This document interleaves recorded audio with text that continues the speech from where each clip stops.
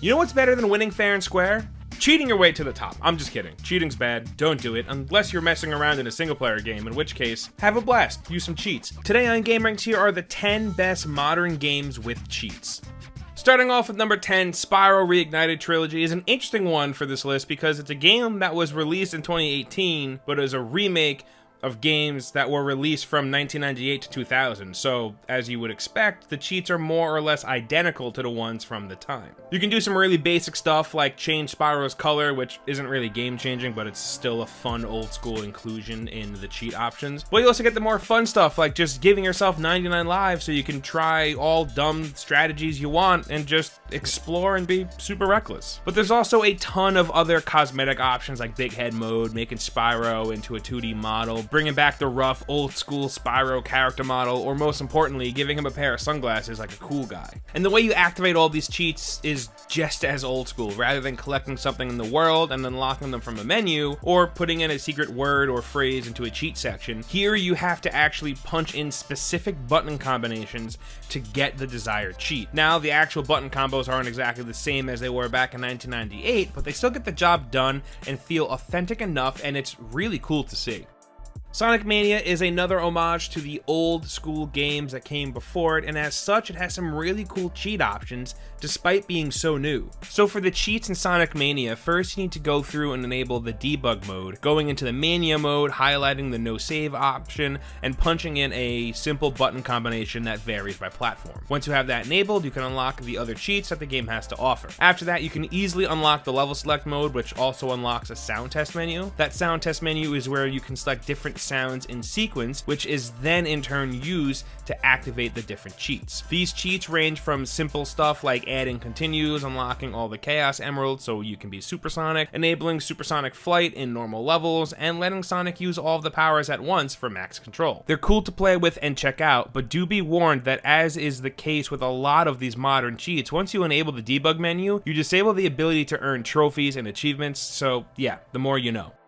Moving on to number 8, next up we're talking about Skyrim and Fallout 4. Technically, there aren't any official cheats for these two, but we wanted to show, some love to our PC gamers and mention console commands, which, are essentially cheats just on PC. I mean, console commands manipulate the game the same way a cheat code does, so I don't know. You can activate God mode, change your carry weight to whatever you want, and you can even use them to spawn NPCs and specific items.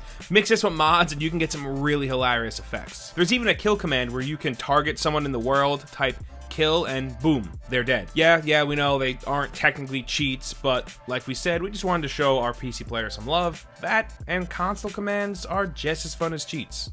At number 7, we have Rage 2. This one is a wacky game, maybe a little too wacky at times, and even the way it handles cheats is kind of wacky and interesting. In order to use cheats in Rage 2, you have to find a vendor out in the wasteland called the Wasteland Wizard, and then they'll sell you cheats. There's only a few cheats, and they all do something different. There are ones that don't affect the gameplay too much, like the He's on Fire cheat, which, when activated, has Tim Kitzrow commentate every move you make.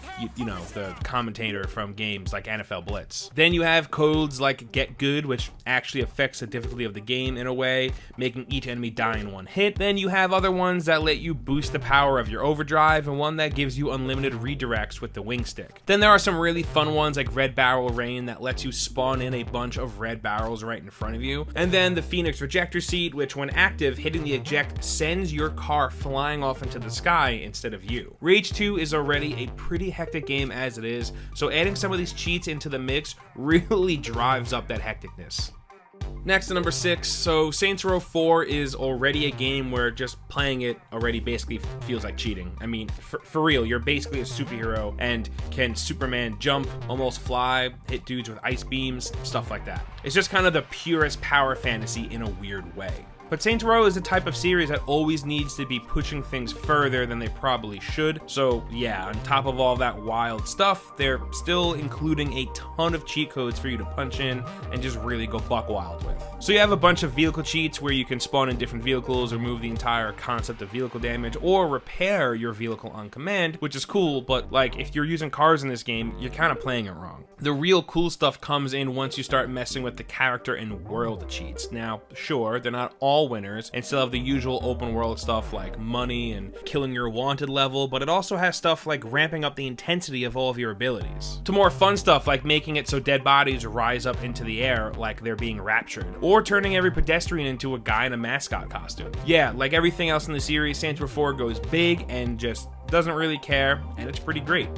At number 5, we have Dusk. If you're not familiar, Dusk is an indie FPS that takes a ton of inspiration from FPS classics like Quake and Doom and all that good stuff. And some of that inspiration shows up in the cheats. So not only does Dusk have cheats like those old games it's paying respects to, some of them are straight up just references to those games as well as other games in general.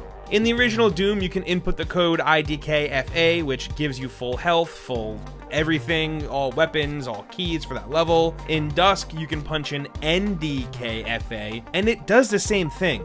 Really. You type in NB Gata and you get double movement speed, which is a reference to Sonic the Hedgehog because he's gotta go fast. Now there's also all of that other stuff you'd come to expect, like giving yourself other power-ups, God mode, higher jump height, stuff like that, but those ones are some of the more interesting ones, so we wanted to call them out here. Oh, and all of those cheats can be found in the game's directory in a folder called Goodies, listed neatly in a document literally just labeled cheats.txt. Yeah, they really go for it.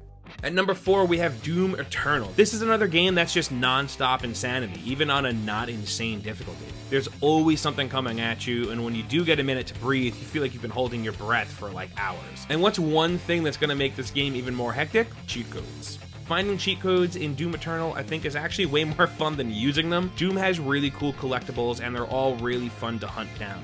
Hidden throughout each level, you'll find floppy disks hidden in weird spots, and each one is a cheat code. There are some real good ones too, like Party Mode, which makes demons burst into confetti, which reminds me of the similar one from Halo. Then there are less silly ones, like Infinite Extra Lives, unlock and fully upgrade every weapon, infinity ammo, you know, the usual ones. I really recommend not touching any of these until after completing the game, then go back and start messing around with those cheats. The game is way too good to change up with cheat codes, and man, I love Doom Eternal. Go play Doom Eternal. At number 3, now, call me weird, but when I think of cheat codes, I don't think of the more retro NES and SNES era stuff, but I think of Grand Theft Auto. GTA 3, Vice City, and San Andreas were the golden age of cheat codes for a lot of people, and when that style of 3D open world crime game was hot and new, and people just wanted to run around and cause complete chaos and mayhem, those codes let you do just that, and it was awesome. So that said, it's been really great to see the later games, specifically GTA 5, keep that spirit alive and offer the same dumb cheats they always have, plus some more to accommodate for the new gameplay mechanics added throughout the years. Now, they may seem kind of basic compared to some of the wilder ones on this list, they still make the game fun as hell. Being able to instantly give yourself max health and armor when you're just tearing through Los Santos on a reign of terror, recharging your special ability, enabling stuff like the super jump, moon gravity, explosive melee attacks, explosive bullets, the list goes on and on. The possibilities for mayhem you can cause is pretty much endless. And a lot of them are accessed the same way they were in previous games, through a quick button combination that doesn't really break up the flow of the game. In these recent games, you can also just punch in a phone number instead, which, I mean, it can definitely be easier to remember than remembering a string of 12 button presses per code, so we're here for it. Coming down to number 2, we have Red Dead Redemption 2. Yeah, surprise, surprise, right? Another Rockstar game with cheats. Who would have thunk it? You know those kids in town that are yelling about newspapers? Yeah, you should always buy those whenever you go through a new town, because that's how you unlock new cheats. There are some cheats that you can just enter and they unlock, but certain ones require you to have a certain issue of the newspaper in your inventory, or by filling out what other prerequisites you have to get done to actually use it. There are some fun ones like a Fool on Command cheat, which makes you instantly drunk, and being drunk in Red Dead 2 is a blast. Remember that drunk mission early on? Yeah, that's a good one. Then there are more useful ones that will refill, you know, all of your stat bars or spawn a certain loadout of weapons, and ones that will even spawn a maxed out horse. Rockstar games have always had a ton of fun cheats, even going back to games like GTA 3 and State of Emergency, and Red Dead 2 is no different. Finally, at number 1, we have The Sims 4. cheat codes in The Sims go way back. I mean, some of the first cheats are still used in The Sims 4, like Rosebud. In The Sims 4, that gives you $1,000, and in the OG Sims, it also gave you money there as well. But anyway, yeah, some of these cheats pretty much break the game and kind of defeats the purpose of, what it is, but we aren't judging. I mean, The Sims is all about simulating life and getting to keep your sim alive. But what if you do that enough with your own life? You've managed to keep yourself alive, so why not have a cheat life and have some fun with cheat codes? Use Motherlode to make yourself rich, then use free real estate to make all the neighborhood lots free. You can also use cheat codes to max out skill levels and aspirations. You can lean even more into the god roll and use a cheat to spawn your sim new friends, or use a cheat to manage your friendship level with a pre-existing sim. You can really manipulate the Sims any way you want. Like I said, you've managed to keep yourself alive in real life, right? Take a break, use some cheats in The Sims, you've earned it. And those are the 10 best modern games with cheats, but we want to hear from you, so meet us down in the comments and let us know what you think. I'm sure there's a few that we forgot. As I'm sure you already know, hitting that like button really helps us out, and if you're new here, subscribing is a good idea, because we put out videos like this every single day. As always, thank you for stopping by to hang out with us. We really appreciate it, and we'll see you next time right here on Game Ranks.